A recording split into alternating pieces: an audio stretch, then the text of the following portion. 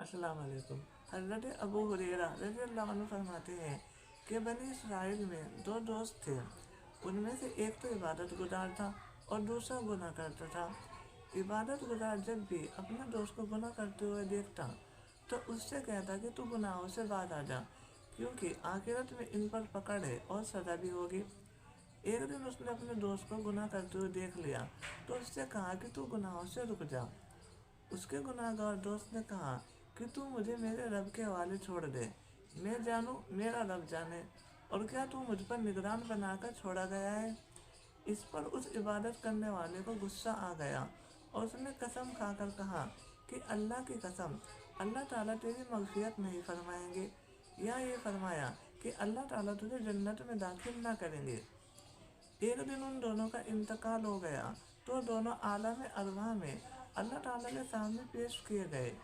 तो अल्लाह ताला ने उस इबादत करने वाले से पूछा कि तुमने ये किस बात पर कहा था कि मैं इसे ना बख्शूंगा। क्या तुम्हें मेरे ऊपर कुछ कुदरत हासिल थी कि तुम मुझे इसकी बख्शिश करने से रोक लोगे, या तुमको ये पहले से ही इल्म था। मैं बेनियाज हूँ, मैं जिसे चाहे बख्श दूँ और जिसे चाहे सजा दूँ। फिर अल्लाह ताला ने उन फरिश्तों को हुक्म दिया कि इस गुनाह करने वाले को दोज़ख में फेंक दो, और उस गुनाहगार से कहा कि तू मेरी रहमत से जन्नत में दाखिल हो जा, इसलिए कि वो गुनाह तो किया करता था लेकिन अल्लाह ताला की रहमत से ना उम्मीद भी नहीं था। इसी तरह से एक औरत थी जो कि जिनाकार थी। एक दफ़ा वो कहीं से गुजर रही थी तो उसने देखा कि एक कुत्ता प्यास से तड़प रहा है, तो उसे अल्लाह ताला की मखलूक पर रहम आ गया। उसने अपना जूता निकाला, उसे अपने दुपट्टे से बांधा और कुएं में लटका कर उससे पानी भर दिया। फिर उस कुत्ते को वो पानी पिला दिया। तो अल्लाह ताला को उसका ये अमल इतना पसंद आया कि अल्लाह ताला ने उस जिनाकार औरत की भी बख्शिश फरमा दी।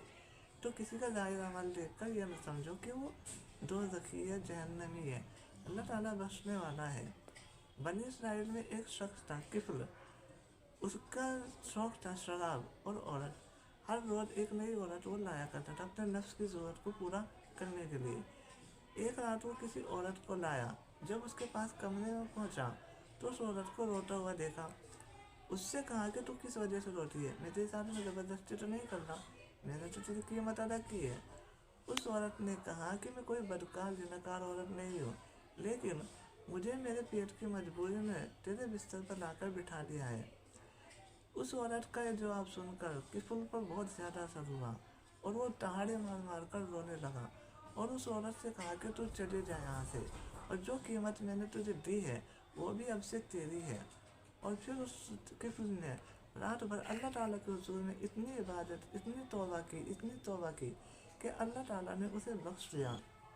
सुबह को अल्लाह ताला ने उसके दरवाजे पर भी लिख दिया कि अल्लाह ताला ने किफिल की बख्शिश फरमा दी है।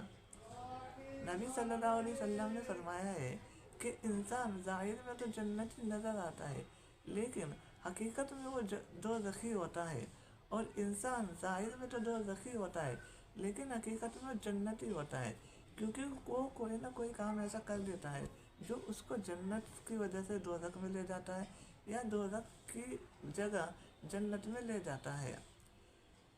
तो मतलब ये नहीं है कि जितने चाहे गुनाह कर लो अल्लाह ताला बख्श ही देगा। अल्लाह ताला कुरान में ये भी फरमाता है कि वो बख्शने वाला मेहरबान है, लेकिन साथ ही साथ ये भी कहता है कि वो सख्त सज़ा देने वाला है और उसकी पकड़ बड़ी सख्त है। और इस शैतान का एक धोखा होता है कि तू गुनाह करता रहे, अल्लाह ताला तुझे बख्श देगा। शैतान कहता है कि तू नमाज़ों को छोड़ता रहे, अल्लाह ताला बख्श देगा। शैतान कहता है कि तू सूद खाता रहे, अल्लाह ताला बख्श देगा।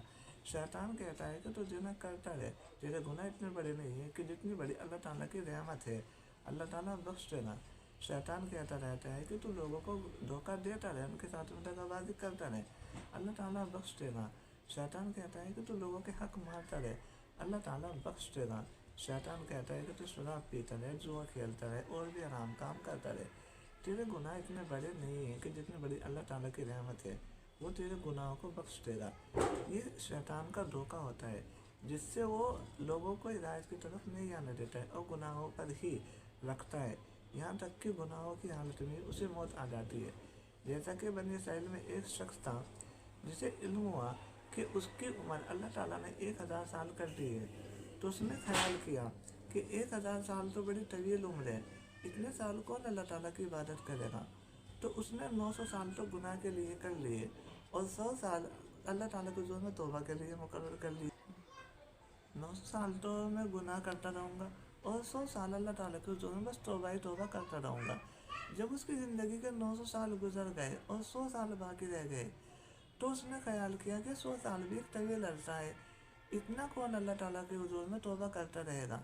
میں 90 سال تو گناہوں کے لیے مقرر کر لیتا ہوں، اور باقی کے 10 سال بس اللہ ہی کی توبہ میں رہیں گے۔